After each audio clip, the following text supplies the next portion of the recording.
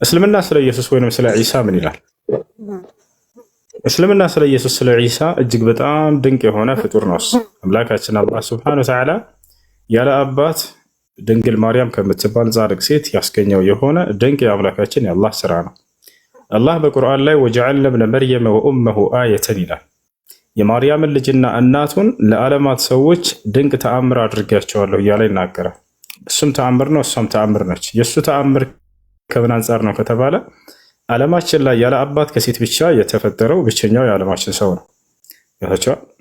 ሁለተኛ ከእርሱ አንጻር ተአምርነቱ ምንድን ነው ከተባለ ማንም ወንድ ሳይገናኛት ዓለማችን ላይ ብቸኛዋ ወንድ ልጅን የወለደች የሆነች ሴት ነች።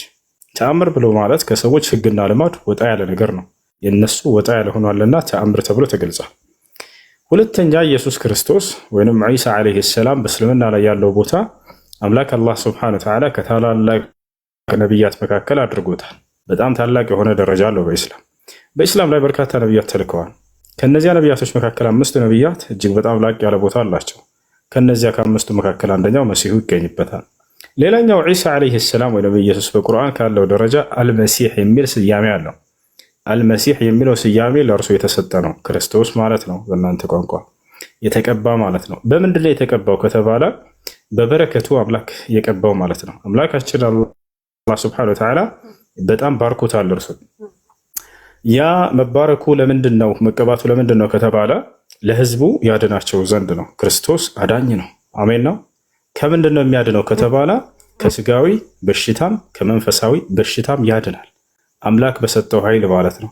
ከስጋዊ በሽታ እንዴት ነው የሚያድነው ከተባለ በሰዎች አካል ላይ የሚገኙ በሽታዎችን ለምጽ ሊሆን ይችላል፣ አለማየት ሊሆን ይችላል፣ አለመናገር ሊሆን ይችላል፣ አለመስማት ሊሆን ይችላል፣ ሞትንም ሊሆን ይችላል። ከነዚህ ሁሉ የመፈወስን ተአምር አምላክ አላህ ለዚህ ለታላቅ ነቢይ የነቢይነቱና የእውነተኛ መልእክተኛነቱ ማረጋገጫ ይሆን ዘንድ ተሰጥቶታል። ለዚህም ማስረጃ ወኡብሪኡል አክመሀ ወልአብረሰ ወኡሕይል መውታ ቢኢዝኒላህ አለ። ማየት የማይችሉን መናገር የማይችሉን ለምጽ ያለባቸውን በአምላኬ በአላህ ፍቃድ እፈውሳቸዋለሁኝ ይል ነበር። ወኡሕይል መውታ ቢኢዝኒላህ ሙታንንም በአላህ ፍቃድ አስነሳለሁ ይል ነበር። ይህ አካላዊ በሽታዎችን መድኃኒት እንዳደረገው አላህ ሱብሓነሁ ወተዓላ የገለጸበት ነው። ሌላኛው መንፈሳዊ በሽታንም መድኃኒት ነው። የመንፈሳዊ በሽታ ምን ሊሆን ይችላል? ኃጢአት ነው። ለኃጢአት መድኃኒት ነው ክርስቶስ። ያ ማለት ሰዎችን የኃጢአትን ኃጢአትነት ያስተምራቸዋል፣ ከዛ እንዲርቁ ያደርጋቸዋል፣ ወደ ጽድቅ ይመራቸዋል። ገብቷቸዋል። ያንን ትምህርት ከአምላኩ በተቀበለው መሰረት ማለት ነው። የዛኔ ከኃጢአታቸው እንዲድኑ ምክንያት ሆነላቸው። ሰው ከኃጢአት ሲርቅና ወደ ጽድቅ ሲሄድ ጊዜ ይድናል። ለዚህ መንገድ አድርጎታል አምላክ አላህ ሱብሓነሁ ወተዓላ። ታዲያ ይህ መገለጫ እርሱ ብቻ ነው ወይ? ላ የሁሉም ነቢያቶች መገለጫ ነው። ነቢያቶች ለየህዝቦቻቸው መድኃኒቶች ናቸው። ነቢያችን ሰለላሁ ዐለይሂ ወሰለም ለትውልዳቸው መድኃኒት ነበሩ። ለአካላችን መድኃኒት ነበራቸው። ማየት የማይችሉ ሰዎች በነቢ ሰለላሁ ዐለይሂ ወሰለም ጊዜ ሲመጡ ይፈወሱ ነበር። ከዚያ መካከል አንደኛው ላንሳላችሁ። በነቢያችን ሰለላሁ ዐለይሂ ወሰለም ጊዜ አንድ ማየት የተሳነው ሰው መጣ። ያ ረሱለላህ ኡድዑላህ ሊ አን የሩደሊ በሶሪ አላቸው። አንቱ የአላህ መልእክተኛ ሆይ አምላኬን አላህ እንዲመልስልኝ ባኮትን ይጠይቁልኝ አላቸው። ነቢያችን ሰለላሁ ዐለይሂ ወሰለም ኢን ሰበርተ ፈለከ ኸይሩን አሉት። ብትታገስ ለአንተ የተሻለ ነው፣ ገነትን ታገኛለህ። ወኢን ሽእተ ደዐውቱ ለክ አሉት። ከፈለክ ደግሞ አሁን እጸልይልህና አሁን አይነህ ይመለስልሃል፣ እንዳታስብ አብሽር አሉት። ላ ኡሪዱ አን አራ አላቸው። አይ ማየት እፈልጋለሁኝ ባኮትን ይጸልዩልኝ አላቸው። ነቢያችን ሰለላሁ ዐለይሂ ወሰለም ምን አሉት? ወዲያው ሂድና ውዱእ አድርገህ ታጥበህ አምላክ አላህ ሆይ አስአሉከ ቢሙሐመድ አይ ቢዱዓኢ ሙሐመድ አምላክ አላህ ሆይ በሙሐመድ ዱዓ አማካኝነት እጠይቅሃለሁኝ አይኔን መልስልኝ በለው አይንህም ይመለሳል አሉት። ወዲያው ሄደ ሰውየው፣ ውሃ ሰጡት፣ ውዱእ አደረገ። ከታጠበ በኋላ አምላክ አላህ ሆይ በሙሐመድ ጸሎት እለምንሃለሁኝ አላቸው። ወዲያው ማን ነው ብሎ ለመነ አላህን። ወዲያውም አይኑን አላህ መለሰለትና አይኑ ተገልጦለት ሄዳሉ። ስለዚህ ነቢያችን ሰለላሁ ዐለይሂ ወሰለም አይንን የማብራትን ተአምር ተሰጥተው ነበር። ሌላ ልጨምርላችሁ። ልክ እንዲሁ ነቢያችን ሰለላሁ ዐለይሂ ወሰለም ከዕለታት አንድ ቀን ከአይሁዲዎች ጋር ጦርነት እንደሚካሄድ ተናገሩ። እነዚህ አይሁዲዎች ጦርነትን የፈለጉት ራሳቸው ነበሩ። ነቢያችን ሰለላሁ ዐለይሂ ወሰለም ተው ጦርነት አይበጅም በሰላም እንኑር ብለው አቀረቡላቸው። አይ የመካን ከሃዲያኖች ስላሸነፍክ እኛ እንደነሱ መስለነህ እንደነሱ እንዳንመስለህ እስኪ ናና ወንድ ከሆንክ እኛን ሞክረን እኛ ስልተዋለን ብልሃተዋለን ብለው ፎከሩ። ግን አሁን እስካላቸው ይሻሏቸው። ከዚያ በኋላ የኸይበር ጦርነት ሊካሄድ እንደሆነ ተዘጋጁ፣ አይሁዶችም ተዘጋጁ፣ ሙስሊሞችን ተዘጋጁ። በዚህ ጊዜ ታዲያ ነቢያችን ሰለላሁ ዐለይሂ ወሰለም ጦርነቱ ከመካሄዱ ከአንድ ቀን በፊት ትንቢትን ተናገሩ ስለ ጦርነቱ። በሰሓቦቻቸው መካከል ቁመው ምን አሉ? ገደን ሰኡዕጢ ራያ ሊረጅልን ዩሕቡ ላህ ወረሱለህ ወዩሕቡሁ ላህ ወረሱሉህ ወየፍተሑ ላሁ ዐላ የደይህ ብለው ተናገሩ። ነገ በጦርነቱ ላይ መሪ የሚሆን ከመካከላችሁ ለአንዳችሁ ባንዲራን እሰጠዋለሁኝ፣ እርሱም አላህና መልእክተኛውን በጣም ይወዳል፣ አላህና መልእክተኛውን በጣም ይወዱታል ያን ሰው፣ በእርሱም እጅ የነገውን ጦርነት ድል ተነሳላችሁ አሉ። አሁን ትንቢትን እየተናገሩ ነው። የነገውን ጦርነት ድል ተነሳላችሁ፣ አሸናፊዎች ናቸው አሉ። አንድ ነቢይ ከነቢይነቱ ማረጋገጫ መካከል ስለ ወደፊት ትንቢትን ይናገራል። በተናገረው መሰረት ያ ትንቢት ይፈጸማል። ያ ትንቢት ካልተፈጸመ ግን ሐሰተኛ ያደርገዋል። ስለዚህ ነቢያችን ሰለላሁ ዐለይሂ ወሰለም ይህን ተናግረው ስሙን ግን ሳይነግሯቸው ሄዱ። ፈባተ ሰሓባ የድኩነ ሌይለተሁም አዩሁም የዕጣሃ አይ ትልከ ራያ ፈኩሉሁም ተመነውሃ ሊአነ ሲፈት ዛሊከ ረጁል ሁወ ሙሒቡን ሊላሂ ወሊረሱሊህ ወላሁ ወረሱሉሁ ዩሒቡነህ። ገብቶሻል አይደል? ነቢያችን ሰለላሁ ዐለይሂ ወሰለም ስሙን ሳይናገሩ ሄደው ነበርና ሰሃቦች ሌሊቱን ሙሉ ሲወያዩ ሲከራከሩ አደሩ። ማን ሊሆን ይችላል ያችን ባንዲራ የሚሰጣት ከመካከላችን ብለው ተናገሩ። እነዚያ በእስልምና ላይ የተወለዱ ሊሆኑ ይችላሉ ወይንም እንደዚህ ብዙ ነገር ገመቱ። ነገር ግን በቃ ከነብዩ ሰለላሁ ዐለይሂ ወሰለም አንድ ሊጨርስላችሁ መስማት አለብን ብለው ያንን ልክ በነጋ ጊዜ በማለዳ ሄደው ወደ ነብዩ ሰለላሁ ዐለይሂ ወሰለም በር ቆሙ። ከዚያም ነብዩ ሰለላሁ ዐለይሂ ወሰለም ወጡና ከቤታቸው አይን ዓሊ ብን አቢ ጣሊብ አሉ። የት አለ በመካከላቸው ዓሊ ብን አቢ ጣሊብ ብለው ጠየቁ። ሐሱ ነው የሚሰጠው ታወቀ። ነገር ግን በጣም የሚያሳዝነው ማየት ተስኖት ቤቱ ነው ያለው። እሱ ይታችኋል አይደል? ማየት አይችልም አይኑ በቃ። ከዚያ በኋላ ኢነሁ የሽተኪ ዐይነይህ ያ ረሱለላህ አላቸው። እንደ እርሱ እኮ ማየት አይችልም አንተ ያላህ መልእክተኛ አይኑን ታሟል አሏቸው። ነቢያችን ሰለላሁ ዐለይሂ ወሰለም እቱኒ ቢሂ አሉ። ይዛችሁልኝ እርሱን ወደ እኔ አሉ። ፈኡትየ በይነ ረጁለይኒ በሁለት ሰዎች መካከል እየተጎተተ መጣ። ማየት አይችልም። ፈአኸዘ ነቢዩ ሰለላሁ ዐለይሂ ወሰለም ቢረእሲሂ ወበሰቀ ፊ ዐይነይሂ ፈሹፊየ አው ፈቡሪአ ከአን ለም የኩን ቢሂ ወጀዕ። የአይን ምስክሮች እዚያው ያዩ የሰሓቦች ሲናገሩ ምን አሉ? ነቢያችን ሰለላሁ ዐለይሂ ወሰለም ራሱን ያዝ አደረጉትና በአይኖቹ መካከል እትፍ እትፍ አሉ። ወዲያውም አይኑ ተፈወሰ አሉ። ከዚያ በፊት የህመም ምልክት የሌለበት ሆኖ እስኪታየንም ድረስ ጥርት ብሎ ታየና አሉ። አንድ ሰው እኮ ሲሻለው የሆነ ቅላት አለ፣ ቀስ ብሎ የቀላ ማን ያቀላቱ እየተወገደ ነገር ግን የእርሱ እንደዛ አልነበረም አሉ ሰሓቦች ሲናገሩ። የህመም ምልክት የማይታይበት ሆኖ ንጽት ብሎ ተመለከትን አሉ። ከዚያም ምን አሉት? ኹዝ አሉት። ዓልይ ሆይ እንካይን ባንዲራ ያዝ አሉት። ሂድና ፈቃቲሉ መን ከፈረ ቢላህ ወላ ተቅትሉ ጥፍለን ሰጊረን ወላ ሸይኽን ከቢረን ወላ እምረአተን አሉ። ሂድና ይህንን ባንዲራህን ያዝ፣ ምራቸው፣ ሙስሊሞችን በአላህ የካዱ ሰዎችን ተዋጋቸው። ነገር ግን አደራ ህፃናቶችን እንዳትገድል፣ ሴቶችን እንዳትገድል፣ ሽማግሌ እንዳትገድል፣ ሊዋጋ የመጣን አካል ብቻ ነው የምትዋጋ አሉ። ሄዱ። እነሱ ድል አድርገው ተመለሱ። አሁን በዚህ ላይ ሁለት የነብይነት ማረጋገጫ ተስተዋሉ። አንደኛ አንድ ነቢይ በህዝቦች መካከል የነብይነት ማረጋገጫ ይሆን ዘንድ ተአምርን ያደርጋል። አይንን መፈወስ ይሄን አድርገዋል። ሁለተኛ አንድ ነቢይ ትንቢትን ይናገራል፣ ስለነገው በተናገረው መሰረት ይፈጸማል። ሁለቱን መስፈርቶች ያሟሉ። እንደ አጠቃላይ ስለ ዒሳ ነበር ልጅ የጠየቀው። ወደ እርሱ ስመለስለት ዒሳ ዓለይሂ ሰላም ያለው ቦታ በኢስላም ይሄን ያክል ነው። ከአምላክ ታላላቅ ነቢያቶች መካከል ነው። የነቢይነቱ እውነተኛነት ማረጋገጫ ይሆን ዘንድ ተአምራትን አላህ ሰጥቶት ነበር። ኦኬ፣ እሺ፣ ሁለተኛ ጥያቄ ልጠይቅ? እሺ፣ ይቻላል። ቀጥል። አንዴ ከይቅርታ ጋር ሁሱ እሺ፣ አማኑኤልን አስቀድመና ትቀጥላለህ።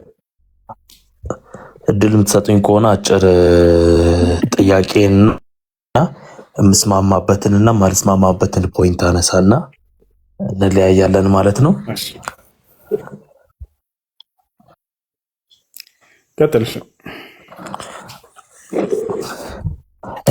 ይሄ ምንድነው? አሁን ለምሳሌ ከሙስሊም ወገኖች ጋር ከሙስሊም ወንድሞቼ ጋር የምስማማበት ደግሞ ብዙ ክርስቲያኖች ደግሞ ያልተረዱት ሀሳብ አለ ብዬ የማምነው ነገር ምንድን ነው? ኢየሱስ ክርስቶስ ነብይ ነው። አሁን ነብይ ነው በትክክል ይሄ መጽሐፍ ቅዱሳችን 100% ሰፖርት ያደርገናል። ምክንያቱም ኢየሱስ ክርስቶስ ነብይ በገዛ ሀገሩ አይከበርም ብሎ በገዛ አንደበቱ ተናግሯል። ስለዛ ኢየሱስ ነብይ ነው። አዎ ነብይ ነው።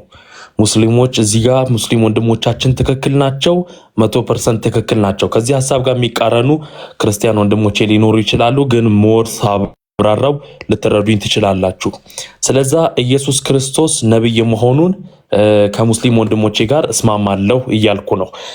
ሌላኛው ጥያቄ ግን ወይም ደግሞ ሀሳቤ ምንድን ነው? ኢየሱስ ክርስቶስ ነብይ ብቻ አይደለም። እኛ ክርስቲያኖች የገባን ኢየሱስ ክርስቶስ በሶስት ማንነት ተገልጧል። በአማላጅነት ተገልጧል፣ በነብይነት ተገልጧል፣ በአምላክነቱ ደግሞ ተገልጧል። ስለዛ ሙስሊም ወንድሞቻችን ያገኛችሁት አንድ እውነት የተረዳችሁት አንድ እውነት ምንድነው? ነብይነቱን ተቀብላችኋል። ትክክል፣ እኛም እንቀበላለን። ምክንያቱም ነብይ በገዛ ሀገሩ አይከበርም ስላለ ጌታ እንደ ነብይ እየፈወሰ እንደ ነብይ የሚደረገውን እያስተማረ በህዝብ መካከል በእስራኤል ህዝብ መካከል ተንቀሳቅሷል። ነገር ግን ሙስሊም ወንድሞቻችን ደግሞ እንድትረዱልን የምንፈልገው ደግሞ ምንድነው? አሁን እዚህ ጋር ጥቅስ ለመጥቀስ አልመጣውም። ለምን? ሁሱም እርግጠኛ ሆኜ እረዳለሁ። ብዙ ጥቅሶችን ታጠናለህ፣ ብዙ ጥቅሶችንም ደግሞ ትሰማለህ። እዚህ ጋር አሁን ለምሳሌ እኔ አናሎጂ ብሰጥህ፣ አንድ ምሳሌ ብሰጥህ ምናልባት ልትረዳኝ ትችላለህ ብዬ አስባለሁ። ለምሳሌ ኢየሱስ ክርስቶስ አንድ ነብይ ብቻ ነው ብዬ እንዳላምን ያደረገኝ ነገር ምንድነው? የአብን ፍቃድ ያደርግ ነበረ አይደለ?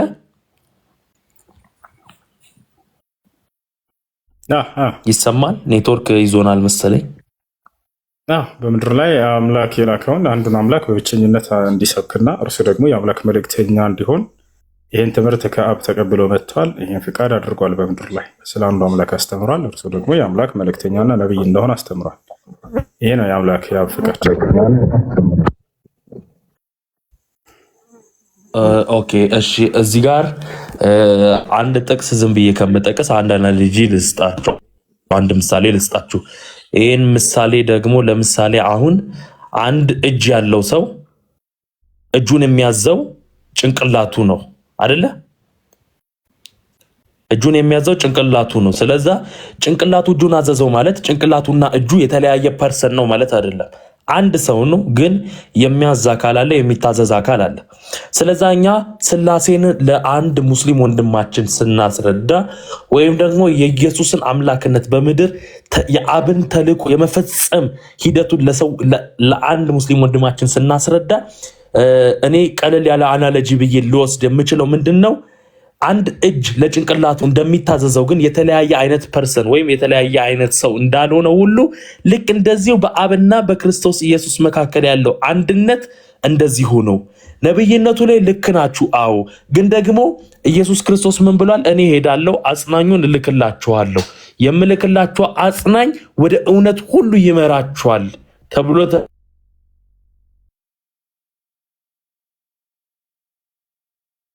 ከምን ተረ ይህንን እውነት ሊያስረዳን የሚችለው እሱ ብቻ ነው።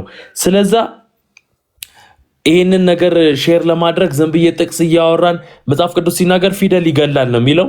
እኔ 30-40 ጥቅስ ብጠቅስል እዚህ ጋር እኔ እናንተ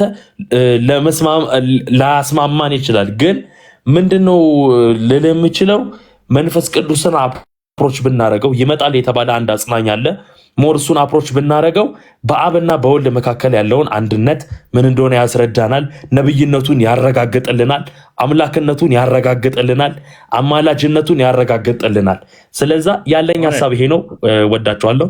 ሁሱ የምትለው ነገር ካለ ልስማና ልረፍ። አሁን ያነሳው በቃ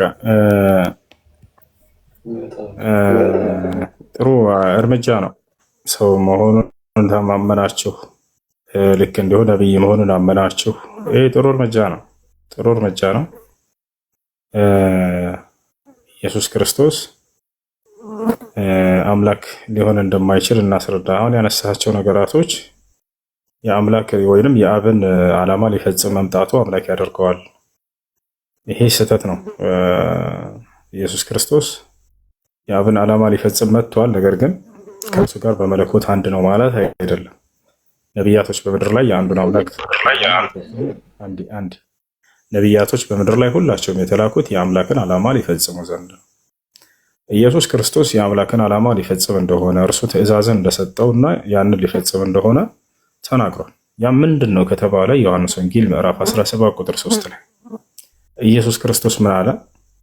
ወሃዚህ ሂየ አልሐያት አልአበድያ አን ያዕሪፉከ አንተ አልኢላህ አልሐቂቂ ወሕደከ ወየሱዕ አልመሲሕ አለዚ አርሰልተሁ አለ። ኢየሱስ ክርስቶስ አምላክ የሰጠው ትእዛዝ በምድር ላይ ይፈጽም ዘንድ ምን እንደሆነ ላሳያችሁ። ወላሂ ለአዚም ኢስላምን ነው። ኢስላም ብሎ ማለት የሸሃዳ ቃል ከአላህ በስተቀር በእውነት የሚመለክ ሌላ አምላክ የለም ብዬ መሰክራለሁ፣ ክርስቶስ ደግሞ የአምላክ መልእክተኛ ነው ብዬ መሰክራለሁ ማለት ነው አይደለ? በዘመኑ በዚህ ዘመን ደግሞ ከአንዱ አምላክ በስተቀር ከአላህ በስተቀር ሌላ አምላክ የለም። ነቢዩ መሐመድ ደግሞ የአላህ መልእክተኛ ናቸው ነው ሰለላሁ ዐለይሂ ወሰለም። ስለዚህ ይህን ዓላማ ሊፈጽም እንደነበረ ኢየሱስ ክርስቶስ ቃል በቃል እንደተናገረ ላሳይህ አንድ ጊዜ መጽሐፍ ቅዱስ ላይ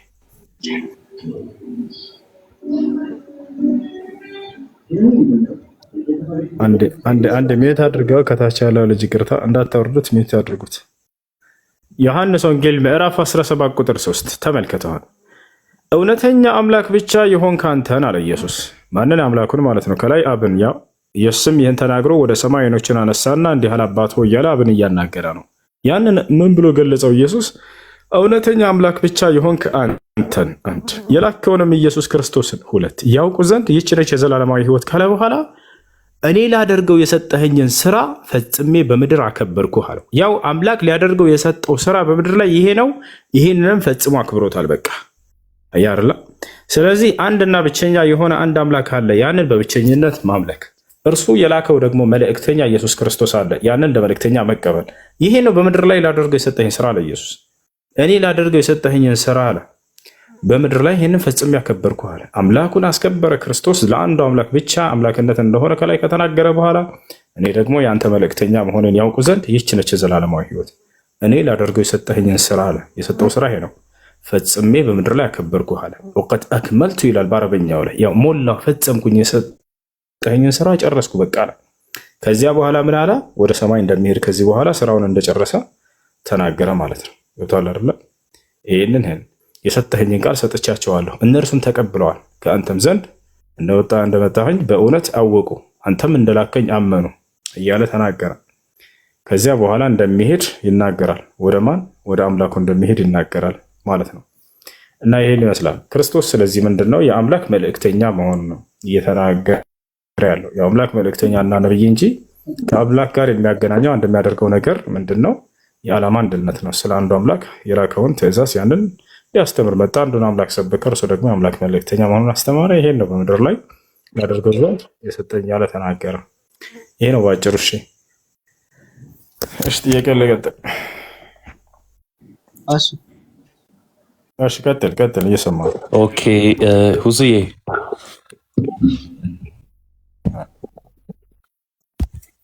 እሺ ፊት አይታይም አለክ?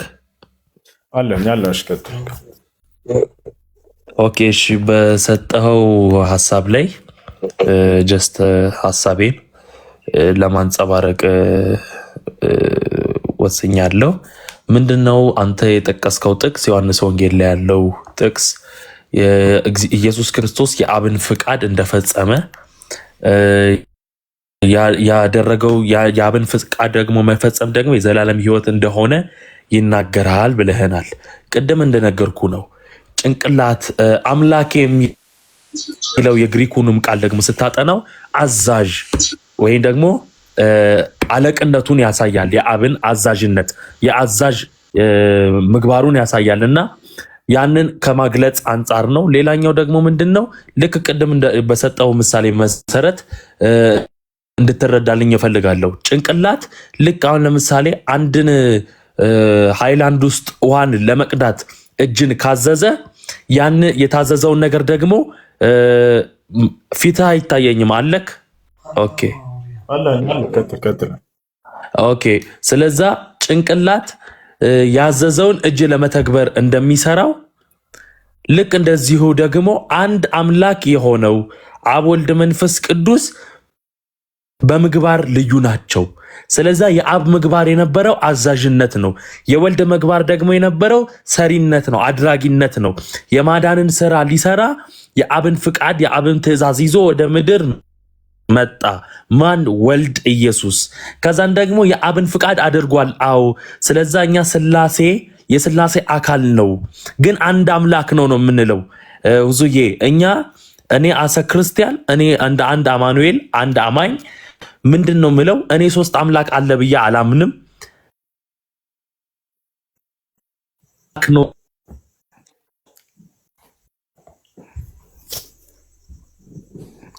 እሺ ተቆራርጧል። ድምጽህ አለ ይሰማቸዋል። ልጆች ከኔ ጋር ስል ሶስተኛ አምላክ እየጨመርኩብህ አይደለም አይደለ? ልክ የሰው ልጅ ልክ ታዛዥ ነው። አዎ ታዟል፣ ለአብ ታዟል። ግን የታዘዘው ትንሽ ስለሆነ አይደለም፣ ወይ ደግሞ የምግባሩ ድርሻ ነው። ስለዛ ኢየሱስ አምላክ ነው ስልህ በዚህ አናሎጂ እንድትረዳኝ ፈልጋለሁ። ኢየሱስ ክርስቶስ እኔ አምላክ ነኝ ብሎ አላስተማርም። ወገናችን ባጭሩ እሱ ያስተማረው እኔ ሰው ነኝ ያለው በግልጽ። ምናልባት አምላክ ነኝ ብሎ ያስተማረበት ቦታ ካለ አሳየን። እንደውም ለአምላክ ይኖረዋል ብለህ ታምናለህ? ለአምላክ ይኖረዋል? አምላክ ማለት አሁን እዚህ አንተ ያወጣህበት ቦታ ላይ የግሪኩን ቃል ስታጠናው አምላክ የሚለው ቃል አዛዥነቱን ያሳያል። አምላክ በመጽሐፍ ቅዱስ በሌላም ቦታ ደግሞ ለሰዎች ተጠቅሷል። መዝሙረ ዳዊት ላይ እናንተ እንደ አማልክት ሆናችሁ ተብሎ ተጠቅሷል። አዲስ ኪዳን ላይም ደግሞ ለሰው ልጅ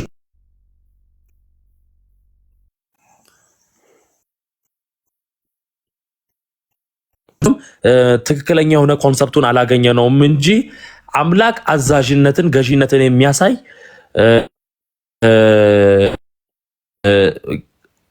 የቃልን ሆልድ ያደርጋል። እባክህን ይኸውልህ፣ ስንት አምላክ አለ? መለኮት ስንት ነው? መጽሐፍ ቅዱስ ላይ አምላክ ስንት ነው?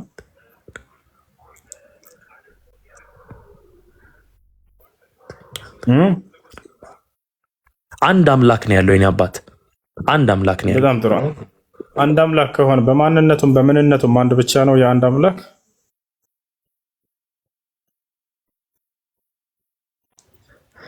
ለምሳሌ ሁሱዬ አንተ ነፍስ አለክ አይደለ? ስጋም አለክ፣ ግን አንድ ሁሱ ነህ፣ አንድ ነህ። አንተ አሁን ለምሳሌ የጭንቅላትህና የስጋክ ምግባር ይለያያል፣ ግን አንድ ሰው ነህ። አማኔ እባክህ በጥቅስ እንድናወራ እምነት የሚያዘው ከመጽሐፍ ነው ይላል መጽሐፍ። ኖ ይኸው ጥቅስ አሁን ቆይ፣ እኔ ጥቅስ ላወራ አልመጣሁም። ለምን መሰለህ? አሁን በጥቅስ እኔ እናንተ አንግባባ። እኔ ጋባለ አብሽር፣ በጥቅስ እናወራ። ኢየሱስ ክርስቶስ ማን ነው? እንደ ክርስትና እንደ አምላክ ነው ካልክ ያ አምላክ አንዱ አምላክ በማንነቱም በምንነቱም አንድ ብቻ ነው ወይስ አይደለም? ባጭሩ እንደ ኢስላም ስትመጣ አምላክ አላህ በማንነቱም በምንነቱም አንድ ብቻ ነው። ምንም የማያሻማ የሆነ ግልጽ የሆነ ትምህርት ነው። እንደ ክርስትና ግን አንድ ነው ካሉ እሺ በማንነቱም አንድ ነው ወይስ በማንነቱም በምንነቱም አንድ ብቻ ነው ወይ ብላችሁ ጠይቋቸው። እርሱም አይደለም። እሺ በማንነቱም በምንነቱም አንድ የሆነ አምላክ ነው የምታመልከው በክርስትና አማኑኤል። ባጭሩ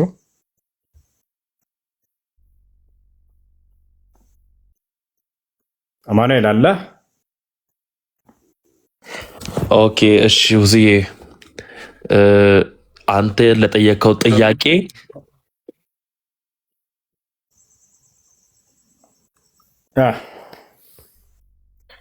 ኦኬ እሺ ጥያቄን በጥያቄ መመለስ እችላለሁ? አለ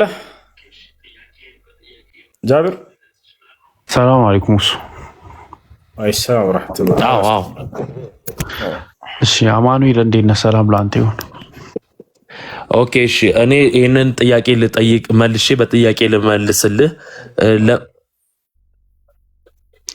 አማኑኤል ምን ታደርጋለህ መሰለህ? ውረድና ስልክን ፍላይት ሞድ አብርተህ ፍላይት ሞድ አብራና እንደገና ና። እየዘገየክ ነው የምትሰማን።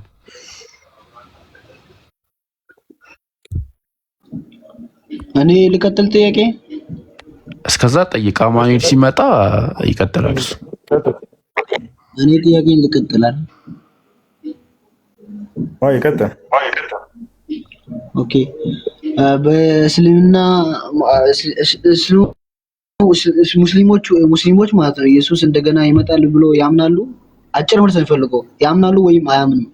ያን ነገር ማወቅ ፈልጋለሁ። ያምናሉ። ኦኬ ፒስ በቃ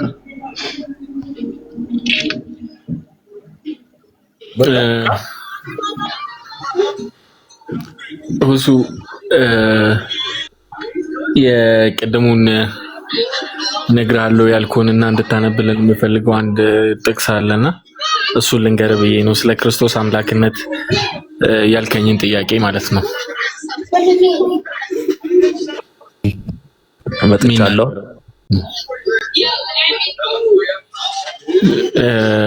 እሱ ጥቅስ ሮሜ 9 ምዕራፍ 9 ቁጥር 5 ላይ በእርሱ በክርስቶስ በስጋ የመጣ እርሱ ክርስቶስ በስጋ መጣ፣ እርሱም ከሁሉ በላይ የዘላለም የተባረከ አምላክ ነው አሜን ይላል።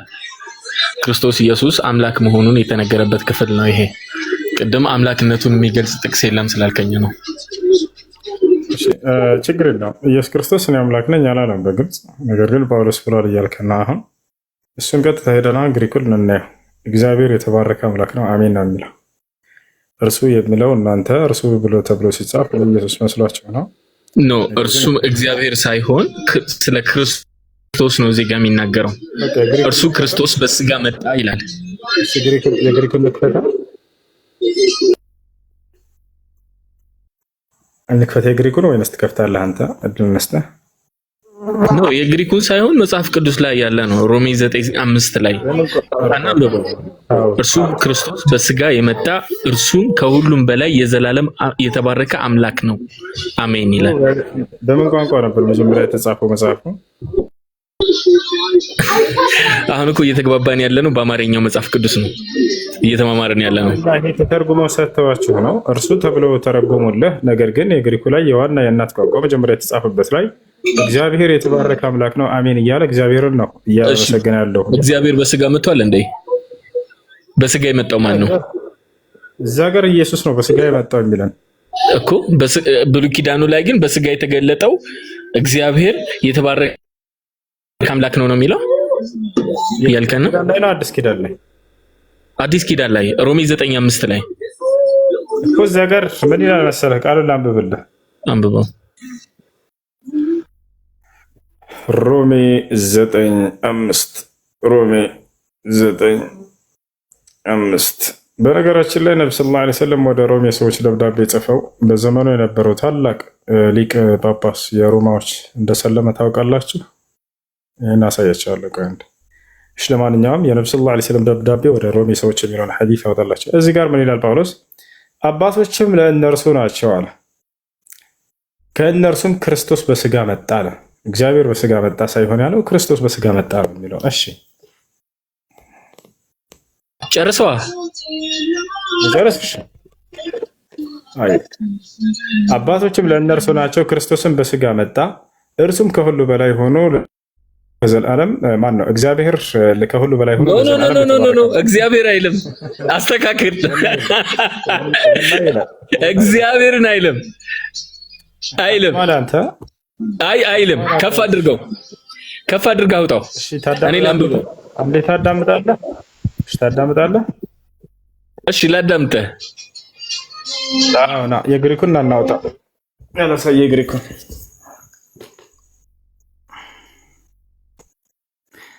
አማርኛ ላይ እርሱ ብሎ አስቀምጠውላቸዋል። ችግር የለውም ይሁን። የዚያ ላይ ቁመን ማስረዳት እንችል ነበር፣ ግን ጊዜ መውሰድ ነው የሚሆነው። ለግዴታ እሱ ነው ብሎ ግግም ነው የሚሉት። ይህን ስለማወቅ ነው። የግሪኩ ላይ ቀጥታ እግዚአብሔር የተባረከ አምላክ ነው አሜን ይላል። አረበኛው መጽሐፍ ቅዱስ ላይ ኢላሃን ሙባረከን ይላል። የተባረከ አምላክ ነው እሱ እያለ ይናገራል። እግዚአብሔር የተባረከ አምላክ ነው፣ አላሁ ሙባረኩን ኢለል አበድ ይላል። እውነት ነው። እሱ እግዚአብሔር የተባረከ አምላክ ነው፣ ግን እዚህ ጋር በስጋ የመጣ ብሎ አፈረሰብህ። አሁን ያልከውን ነገር በስጋ መጣ ያለው ክርስቶስን አለህ ታዲያ እግዚአብሔር እኮ ክርስቶስን እኮ ነው። አሁን እኮ ይሄ እኮ የሚናገረው ስለ ክርስቶስ ነው። እርሱ ክርስቶስ በስጋ መጣ፣ እርሱም ከሁሉ በላይ የዘላለም የተባረከ አምላክ ነው አሜን። እሱ ላይ የሚለው እግዚአብሔር ነው እያልኩህ እኮ ነው። እግዚአብሔርም ለዘላለም የተባረከ አምላክ ነው አሜን ነው የሚለው ላሳየህ እያልከው ነው። የግሪኩን ትቀበላለህ አትቀበልም? ኖ እኛ አሁን እየተግባባን ያለ ነው በመጽሐፍ ቅዱስ ነው። እኔ አሁን የግሪኩን ተቀይሮ የመጣውን ትክክለኛውን ምንም አይነት ስህተት የሌለውን መጽሐፍ ቅዱስ ነው እንትን እያልኩኛለሁ። ኢቭን አንተም ጋር ያለው መጽሐፍ ቅዱስ አውጣና አማርኛ ነው የሚቀድመው።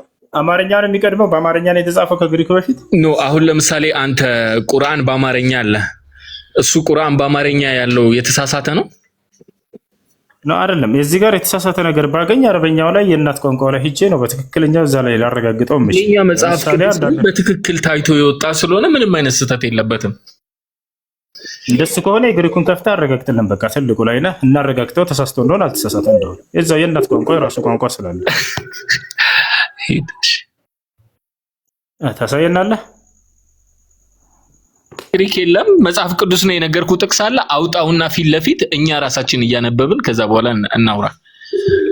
እሺ ለመጨረሻ ጊዜ እድል ልስጥህና ላውራ። ጊዜ አንፈጅም ካንተ ጋር። መጽሐፍ ቅዱስ መጀመሪያ የተጻፈው በአማርኛ ነው ወይንስ በግሪከኛ ነው? በኢብራይስጥ ነው የተጻፈው። እሺ ማስረጃ ክፈት። ትልቁ ላይ ነህ። የምን ማስረጃ ልክፈትልህ? በኢብራይስጥ እንደተጻፈው መጀመሪያ አሁን እንደነገርኩ እኔ መጽሐፍ ቅዱስ የለኝም፣ እየወጣሁኝ በዚህ በራሴ ነው እያየሁኝ ያለሁት። እኔ ይዣለሁ መጽሐፍ ቅዱስ እኔ ይዣለሁ፣ ችግር የለም። ጥቅሱን አሁን በኢብራይስጥ መጽሐፍ ቅዱስ ላይ በኢብራይስጥ ነው የተጻፈው የሚል የተጻፈ ነገር የለም። እንዲሁ የሚታመነው እና እንደሚታወቀው መጽሐፍ ቅዱስ በኢብራይስጥ እንደተጻፈ እንደ ክርስቲያን እናውቃለን። ከዛ በኋላ ወደ ተለያዩ ቋንቋዎች ወደ እንግሊዘኛም ወደ ምንም በተለያየ ቋንቋ ተተርጉሟል።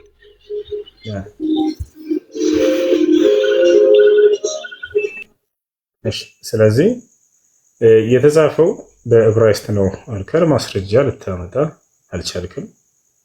ነገር ግን የግሪኩን እናወጣለን ስንል ጊዜ እሱን አልቀበልም አልክ።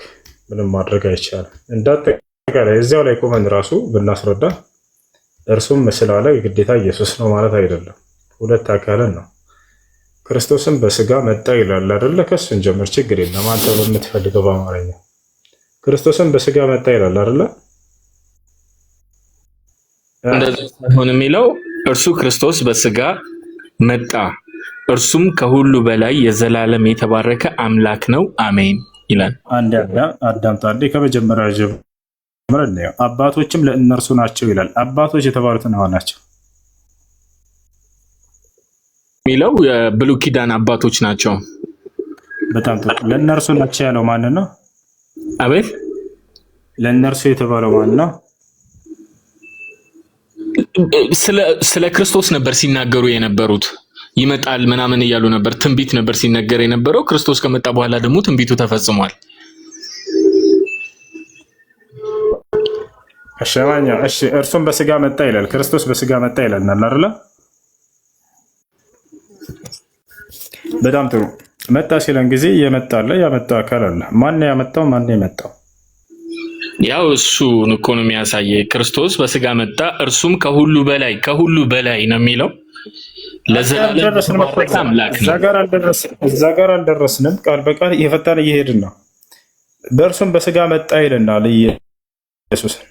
ኢየሱስን ማን ነው በስጋ ያመጣው? መጀመሪያ ራሱን የመጣው አብ ልኮት አይደለም። ራሱን ማስረጃ ለስተህ ራሱ አይደለም የመጣው። መጽሐፍ ቅዱስ ይዛ መጽሐፍ ቅዱስ ችግር የለም ከአንተ እያወጣ ታሳየኛለህ። ችግር የለም ላሳየሽ። ራሱ አይደለም የመጣው። የሐዋርያት ሥራ ምዕራፍ 13 ቁጥር 23 ቁጥር 23 ላይ አንብበው።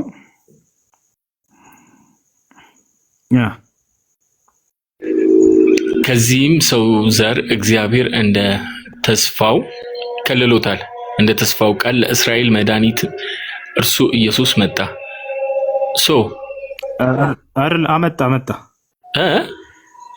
አመጣ ያው ይሄንኛው ታዲያ ምንድን ነው ፎልቱ? ይሄንኛው ጥቅስ ጋር የሚያገናኘው ነገር ምንድን ነው? ራሱን የመጣ አልከን። አይ ያመጣ አካል አለ አልኩህ። አይ አይደለም ራሱን የመጣ አልክ። ያው እዚህ ያመጣው እግዚአብሔር አመጣው እያለ ይገልጽልናል። ያመጣው ማን ነው? የመጣውስ ማን ነው? በዚህ ጋር ይሄ ኢየሱስ እግዚአብሔር እንደሆነ እኛ እናምናለን። ምክንያቱም ቆይ የሆነ ጥቅስ ባመጣህ ቁጥር እኛ እንዲህ ብለን እናምናለን መልስ አይደለም እሱ ገናችን። ቆይ አንዴ አሁን ላስቆምሽ እኮ ለዚህ ያንተን እምነት አይደለም የመጽሐፉን ነው እያልኩኝ ያለሁት። ከዚህም ሰው ዘር እግዚአብሔር እንደ ተስፋው ቃል ለእስራኤል መድኃኒት እርሱም ኢየሱስን አመጣ ይላል። ኢየሱስ ማን ያመጣው? ኢየሱስን እግዚአብሔር በጣም ጥሩ። ስለዚህ ራሱ ነው የመጣው እግዚአብሔር ነው ያመጣው? ኖ ራሱ ነው። ምክንያቱም ኢየሱስ ራሱ እግዚአብሔር ነው። የቱ ጋር ነው ኢየሱስን እግዚአብሔር ነኝ ያለው? የመጨረሻ ጥያቄ። እሺ ዮሐንስ 1:14 ላይ ኢየሱስ እዚያ ጋር እኔ እግዚአብሔር ነኝ ብሏል? ነው። አሁን እዚህ ጋር ቃል ስጋ ሆነ ይላል። ያ ማለት ስጋ ቃል የሚባለው ኢየሱስ ክርስቶስ ነው። አሎ ኢየሱስ ክርስቶስ እኔ እግዚአብሔር ነኝ ያለበት ጥቅስ የመጨረሻ ጥያቄ እኮ ቃል ኢየሱስ ክርስቶስ ነው። በፈጣሪ ወደ ቃል እንመጣለን፣ ችግር የለም። ኢየሱስ እኔ እግዚአብሔር ነኝ ያለበት ቦታ አለ ቃል በቃል እንደዚህ እኔ እግዚአብሔር ነኝ ብሏል?